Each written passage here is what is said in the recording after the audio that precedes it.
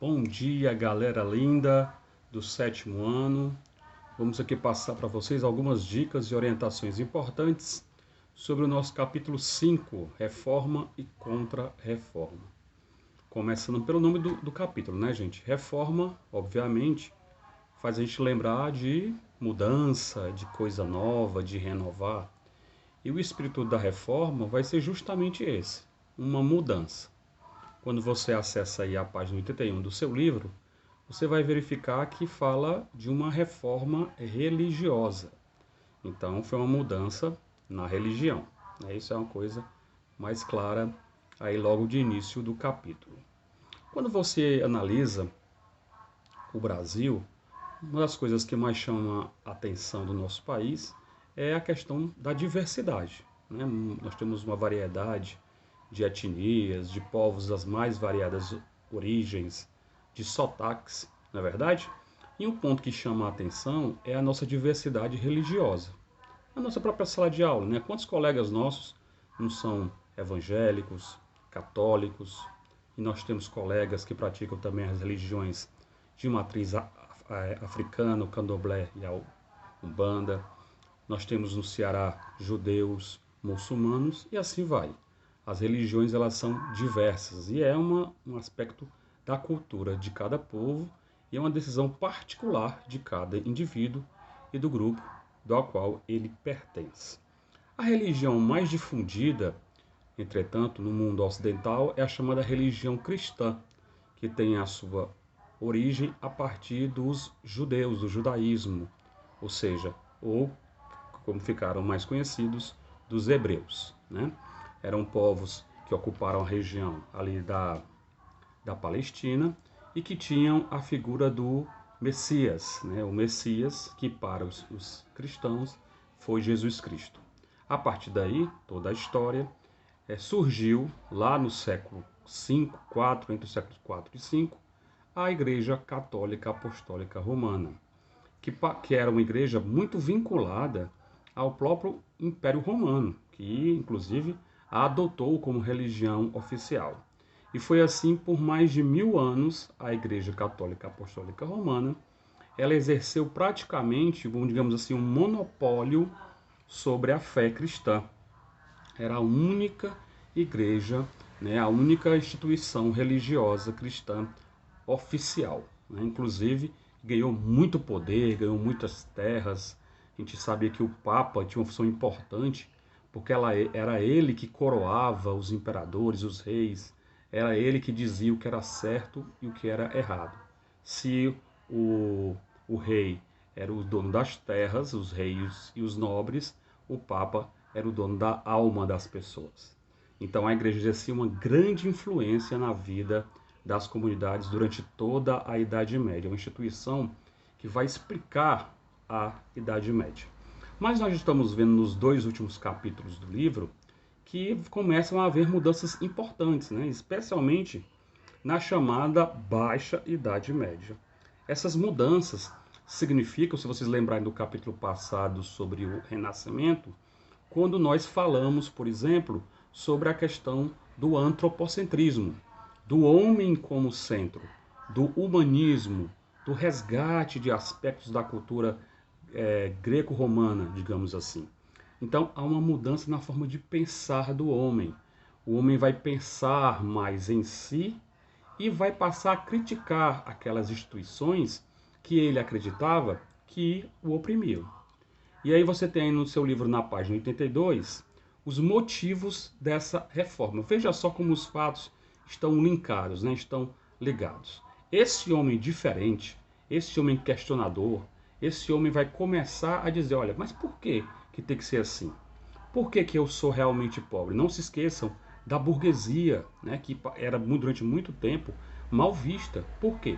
Porque a riqueza deles provinha do trabalho, enquanto os nobres, que eram aliados da igreja, a riqueza provinha de quê? De herança, do nome, porque Deus quer. Lembra aquela história? Ah, porque Deus quer. Você é rico porque Deus quer. Você é pobre porque Deus quer. Não, os burgueses romperam com isso. Então, vocês têm que pensar a reforma, quando vocês lerem o capítulo 5, o homem está mudando a forma de pensar. É uma mudança nas mentalidades. Está aí colocado na página 82, vejam aí, os motivos da reforma. O poder universal do Papa, que era visto como infalível, o que ele dizia era a própria vontade de Deus. Isso, é claro, levava a muitos equívocos, né? Um poder absoluto na mão de um homem só. A corrupção e o despreparo do clero, né? Graçava durante a Idade Média esse problema do clero que era despreparado. Boa parte do clero não tinha vocação para a vida religiosa, eram filhos de nobres ou parentes destes, né, que eram colocados no clero por causa do poder que na época a igreja tinha, e a venda e comércio de indulgências. Professor Robson, e também das falsas relíquias. Vou explicar o que é isso. O que eram as indulgências? O perdão dos pecados. Perdão dos pecados, coloca aí, indulgências. O que é isso? Para você ter perdoado os seus pecados, você ia na igreja e você pedia o perdão. Esse perdão era dado da forma de uma indulgência.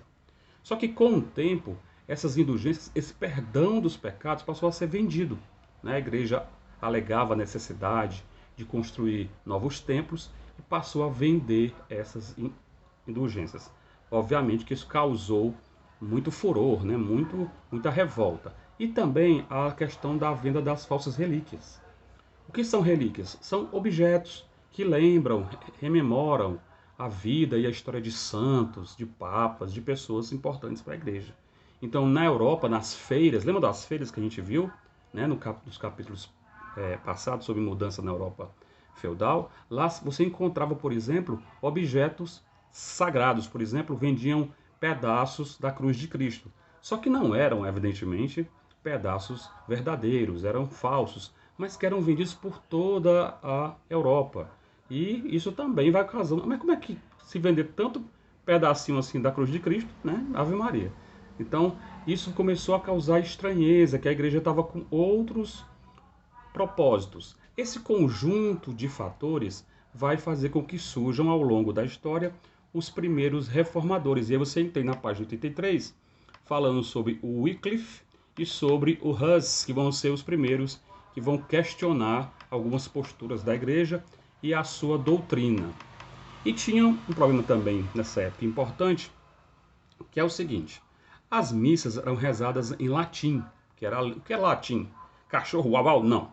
Latim era a língua oficial do Império Romano, uma língua, inclusive, que hoje é chamada de língua morta. Ninguém mais fala latim. A gente aprende para ler os documentos antigos, mas não existe mais nenhum país que fale essa língua.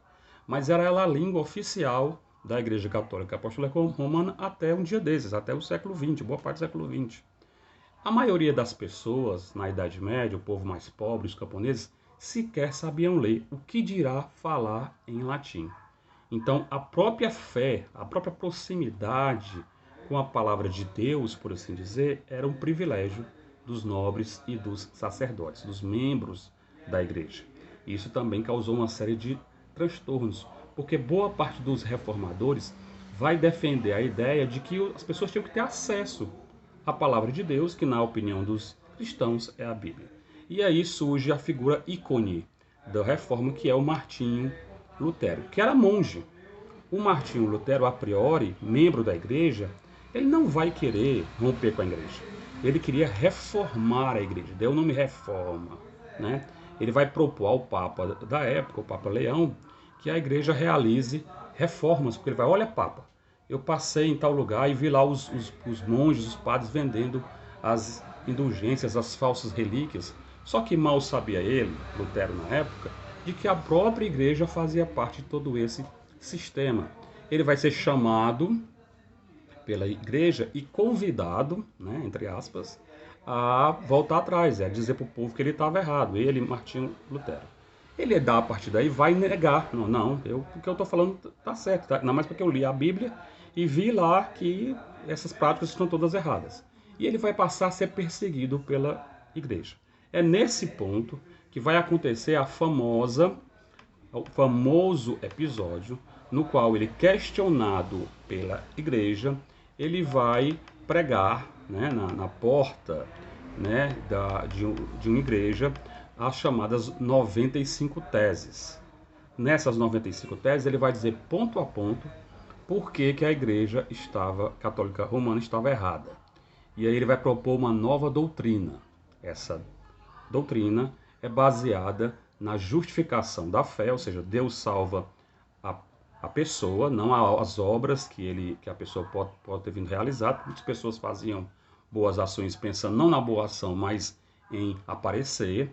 O sacerdócio universal, todo mundo passa a ser, em tese, um sacerdote, com isso o fim do celibato. Tio Robson, o que é o celibato? Né? Quem é católico sabe. O padre ele não pode casar, é um sacrifício para a igreja. Mas Tio vai dizer, não, todo mundo é sacerdote, pode casar sim, a não ser que você não queira.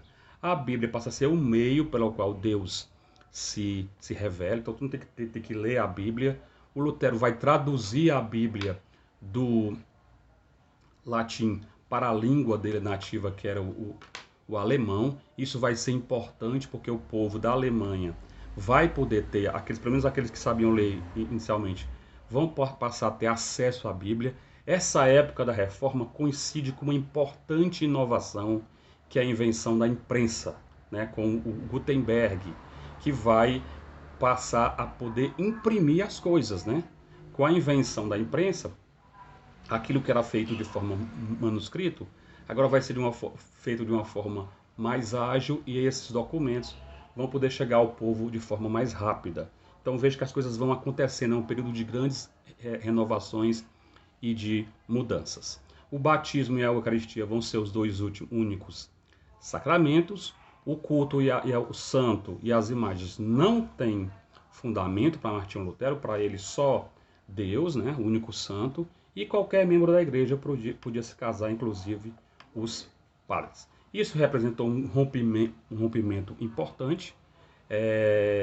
Essa mudança, esse rompimento, o Papa vai excomungá-lo, que é a excomunhão, vai expulsá-lo da igreja católica, e aí ele vai, né, com apoio de parte de príncipes da Alemanha, insatisfeitos com a interferência da igreja, e da burguesia também. A burguesia, tem alguém lá, ó, que defende a gente, que trabalhar não é pecado. Então esses vão apoiar a reforma. Então vai haver a cisão, né? O rompimento do cristianismo em agora não mais uma igreja, não vai ter mais o monopólio, e aí vão haver várias denominações religiosas que como nós conhecemos hoje, né? Então, vamos seguindo aí. Isso ocorreu no século XVI, lá nos anos 1500, ok? E a partir daí o Lutero vai ter seguidores. Você vai acompanhar no seu livro aí o João Calvino, que vai aprofundar algumas ideias com relação a Lutero. Por exemplo, para ele a salvação se dava pela fé, né? Ele vai defender o princípio da predestinação absoluta, ou seja, você já nasce predestinado para ser salvo. E como é que você prova que você é salvo? Através do trabalho. Olha aí, gente, a ideia, mais uma vez aí, da burguesia. Aquele que trabalha, aquele que enriquece, esse aí mostra que é abençoado e já está predestinado à salvação. E na Inglaterra, nós tivemos uma reforma peculiar, né? Também teve reforma lá, foi bastante peculiar. Por quê? Na Inglaterra, o rei Henrique VIII, na época, ele era casado com uma rainha, com uma princesa espanhola, sua rainha, a Catarina, que não lhe dava filhos homens, né? E o Henrique VIII era muito promíscuo, né? Ele tinha várias amantes, mas o grande sonho dele realizar era ter um filho homem. Nesse processo, ele se apaixona por uma moça protestante chamada Ana Bolena, né? E aí, só que havia um problema. O casamento na Igreja Católica ele é indissolúvel, né? Quando você casa lá, o padre diz que o que Deus uniu, o homem não separa, né? Quer dizer que o vínculo é na terra e no céu. Pois bem, ele vai dizer, olha, essa mulher não me dá filho homem, eu quero agora casar com outra moça que possa me dar esse filho homem. Ele estava apaixonadíssimo pela Ana Bolena. E o que vai acontecer? Ele vai dizer, olha, já que a igreja, o Papa, não me dá o direito de dissolver, de anular o meu casamento, eu crio a minha própria igreja. Se aproveitando da onda na Europa, desse enfraquecimento da igreja, ele cria uma igreja chamada Igreja Anglicana, que existe até hoje. A líder da igreja anglicana hoje é a rainha da Inglaterra atual, a rainha Elizabeth. Então né, nesse princípio que surge essa reforma anglicana, por causa do desejo do Henrique VIII de casar-se novamente. E assim ele fez, assim ele procedeu. Mas o desejo dele não se concretizou, não. A filha que ele teve com a Ana Bolena foi outra menina, que se tornou inclusive a rainha Elizabeth I. Ok, pessoal? Muito bem. Diante de todo esse cenário, houve muito conflito, disputa, muitas mortes. Nada disso foi pacífico, né? Aconteceu uma grande revolução na Europa. Você pode acompanhar todo esse processo aí pelo seu livro, né? E você pode imaginar quantas vidas foram perdidas nesse processo. Tio Robson, a Igreja Católica ficou tranquila vendo isso acontecer? Não. Ela vai promover um movimento chamado de Contra-Reforma. O que era a Contra-Reforma? Uma tentativa de evitar que perdesse mais fiéis. E ele vai realizar concílios, né? O que são concílios? São reuniões da igreja, onde eles vão debater lá o catecismo, né? As regras da Igreja Católica. Um dos mais famosos é o Concílio de Trento, né? Convocado em 1545 pelo Papa Paulo III, que vai aí determinar uma série de medidas que você vai ver no seu livro na página 91 e que vai prever mudanças importantes na igreja, ok? Outro fator importante foi a criação da Inquisição. A Inquisição, que era uma espécie de tribunal que julgava os hereges. Tio Robson, o que são hereges? São aqueles que iam contra a doutrina da Igreja Católica. Então ela passou a perseguir as pessoas que criticavam a Igreja Católica. A Inquisição ela atuou em vários países, mais fortemente na Espanha, em Portugal, mas também em França, em parte da Alemanha, em outros territórios da Europa. E ela tinha o objetivo de caçar, né, aqueles hereges, entre os quais se enquadravam, por exemplo, a história das bruxas, né, as mulheres. Muitas mulheres foram perseguidas e mortas pela igreja nesse período. E os judeus, né, que também foram usados como bodes expiatórios, como culpados, né, do que acontecia na Europa. Então foram bastante perseguidos. Muitos deles, inclusive, tiveram que vir na época. Não sei, estou falando aí do ano 1545 para frente. O Brasil já tinha sido aí achado, né, pelos portugueses, e boa parte, alguns cristãos nossos vêm inclusive para cá, para esse Brasil colonial na época. Tudo bem, pessoal? Então a professora Daiane pediu para vocês uma atividade, vocês façam a atividade, é um resumo de 30 linhas dos capítulos, mais as questões do exercício. Esse vídeo é mais um vídeo de orientação, e vocês fiquem à vontade para, através do canal do WhatsApp, fazerem perguntas, tirarem as suas dúvidas, ok? Tudo bem, pessoal? Um grande abraço, beijão do tio Robson, estamos com saudades e mais uma vez até o retorno, né? Se Deus quiser, muito em breve. Tchau, tchau.